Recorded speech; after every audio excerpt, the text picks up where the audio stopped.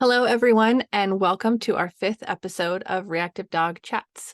My name is Louise, and today we're going to be talking about why dogs are reactive. Are you ready? Let's jump in. So before we jump into the 3 reasons why I see dogs become reactive, I want to spend some time talking about why it's important that we understand why your dog may be reactive. Because when we understand what the root cause of your dog's behavior, it does 2 things. Number 1, it helps the guardian by reminding them on the hard days that their dog is just struggling. It gives you some empathy, helps you really understand your dog. And I know we're all very compassionate people. That's why we have dogs. But it's nice to have a little reminder every now and again. And number 2, it allows us to create a training plan that's specific to your own dog because there's no one blanket approach to treating reactivity. There definitely are some similarities across the spectrum for sure, because we still want to do those 3 phases to a behavior change program: management and prevention, skill building, and then behavior change. But how we do those skills and how we apply them in the behavior change category is a little bit different. And it really helps us, both as trainers and as pet parents, to understand what the function of that behavior is so we can effectively treat it. Okay, so let's jump into the 3 reasons that we most commonly see dogs be reactive. Number 1 is fear. And that's something we can all relate to, right? We've all been afraid of something at one point or another in our life. And so, as we're diving into this first kind of category of reactivity, let's take a look at some of the contributing factors to fear, or what would make your dog actually afraid. One of the most common ones would be an actual incident. So, if your dog had been involved in a dog fight, or maybe they just witnessed a dog fight, or they could have been startled by a human, or a human may have done something to them that was scary. These are incidences that can show a dog that this trigger is something we need to be afraid of. And sometimes just that single instance of a scary event can be something that creates a lasting change in our dog's behavior. Another category to consider is genetics. So this is a very broad spectrum, right? We can't just say your dog is genetically predisposed to being fearful. But what we often see is that maybe a dog has a low resiliency, meaning they aren't very plastic, or they don't bounce back very well when they experience stress. That's me. I am not very resilient, but we can learn, we can cope, we can find new ways to manage it. But some dogs, they just don't have a great amount of that resiliency from being, when they get startled, to being able to recover and then move on from that. So that's one of those genetic pieces there. It can also be that their parents, so your dog's parents, were also fearful dogs. They experienced fear around certain triggers, and that can be something heritable that we see in puppies as well.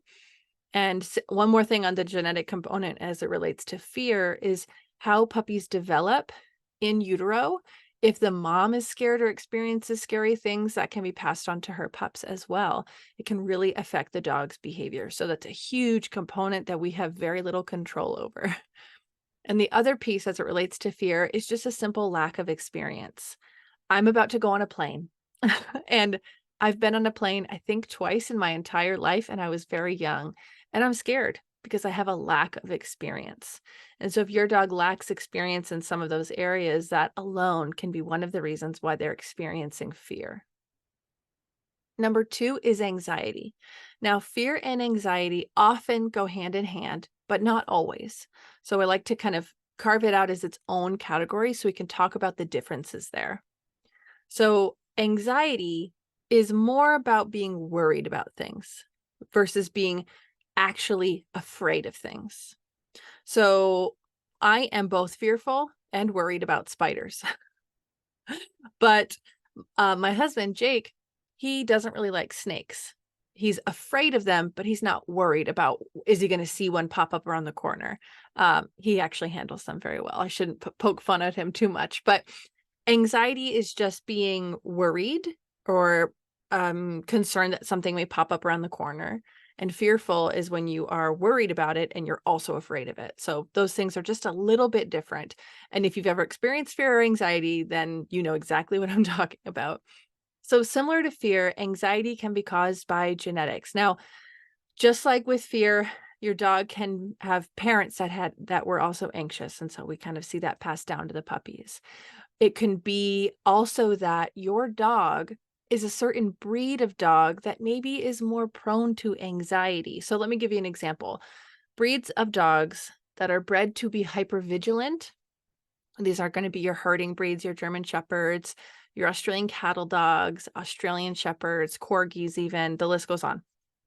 Even some working breeds that are supposed to be on guard and more aware of their surroundings and changes in their environment tend to suffer from anxiety because we've selectively bred them to be constantly aware of what's going on around them. They don't ever let their guard down. And so that can very quickly morph into anxious behavior. Another piece of this component that's really, really important is pain. If your dog is experiencing pain, or maybe they have experienced pain in the past and they aren't currently, that can cause a lot of reactivity. I see it a lot in dogs when they suddenly tear an ACL in their knee, and all of a sudden now they're reactive. Well, their dog had experienced significant pain in their knee going through that surgery and that recovery, and maybe they aren't in pain now, but seeing a dog means they're going to have to move quickly and bounce and dodge, even if they're really social and friendly. And that can cause a lot of anxiety because your dog is worried or anticipating the pain coming from a dog coming up to see them. That's just a very small kind of piece of how pain can be involved in behavior. There's a lot more studies out there now about how pain and behavior really are something that go hand in hand with each other. So it's worth talking about for sure. And then the other piece, just like with fear, is your dog experienced an actual incident. So an example could be you're just walking your dog and they're having a great time, and all of a sudden a pack of off-leash dogs comes around the corner and startles them. They maybe were afraid in the moment, and maybe they greeted everybody and they were fine. But then a few days later, you start to see your dog looking over their shoulder on walks, or if a dog pops up, maybe they get a little bit scared and they're like startled, but they recover quickly and they move on. They aren't afraid of dogs, but they are anxious about something like that popping up. Similarly, if they're at a dog park and there's a dog fight over there and it startled them, those big startle responses can really cause a lot of anxious problems in our dogs moving forward.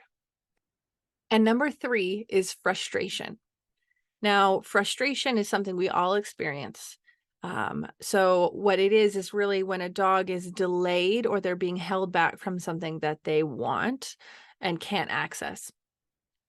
So frustration can be caused by over socialization. And so I see this a lot with people who have young dogs. They want to socialize their dogs, right? And with socialization, we have to consider quality over quantity. Your dog doesn't need to be best friends with every dog that they meet. And so we have to have this balance of socially appropriate behavior versus hypersocial behavior. And when a dog learns through those critical stages of development that every dog they see, they get to say hello to and decide if they're friend or foe, and most often they're friends. But if that's how that socialization went, then that's going to be their expectation moving forward. But that's not appropriate, is it? Because not every dog wants to say hello to your dog, and maybe not every dog is safe for your dog to say hello to. Most of them, sure, but occasionally there's going to be that dog that, they don't want to say hi. And now your dog is frustrated. And so when you don't let them go and say hello, they bark, they lunge. And maybe in the beginning, it just started out as, oh, darn it, I really wanted to say hi. But every time it happens and they miss out on that opportunity, that frustration grows, and frustration teeters on that line of aggression. It looks like aggressive behavior. It is aggressive behavior, but the motivation of that behavior matters, which is why we're talking about this today. The other piece, again, beating a dead horse here, is breed and genetics. So certain breeds are prone to being overexcited and suffering from over arousal or arousal issues where they can't really regulate themselves very well. I won't call out any breeds on this because it is very individualized, but there are certain dogs that when they get excited, it just snowballs from there and they can't calm down. Piper seriously had this when she was younger for sure. Luckily, she kind of matured out of it, and most dogs do, but sometimes we can help them with some training, teaching them to relax, teaching them what we call on-off games and pattern games for sure. So even though maybe your dog is a breed that suffers with over-arousal and overstimulation, leading to frustration, that doesn't mean we can't help them. And then the other piece that contributes to frustration is just a lack of autonomy. So for most dogs, we control every single aspect of their life. We get to decide when they eat, if they eat, what they eat, where they eat, when they go outside, if they get to go outside, if they're getting a walk, if they get exercise, if they get enrichment, and if they get to hang out and spend time with the people or other animals that they enjoy. And so when your dog doesn't have enough experience or they don't get enough opportunity, their needs aren't being met. And that can create a lot of frustration for dogs, especially ones that are cooped up in the house for long periods of time during the day. So even just that simple lack of opportunity and lack of autonomy can lead to reactivity in dogs as well. So to sum things up, I want you guys to remember this. Reactive dogs, they're not giving you a hard time. They are having a hard time. The only way we can help them is by addressing their emotional state. So you can't obedience your way through reactivity. Your dog isn't going to resolve their behavior by learning a sit stay or by learning to heel. Those things are really nice. They look really good too, but they don't address the root problem, which is your dog's emotional state. I hope that helped. I hope you guys found that interesting. If you have questions about anything we talked about today, let me know in the comments below. And let me know which of these 3 categories do you think your dog falls into.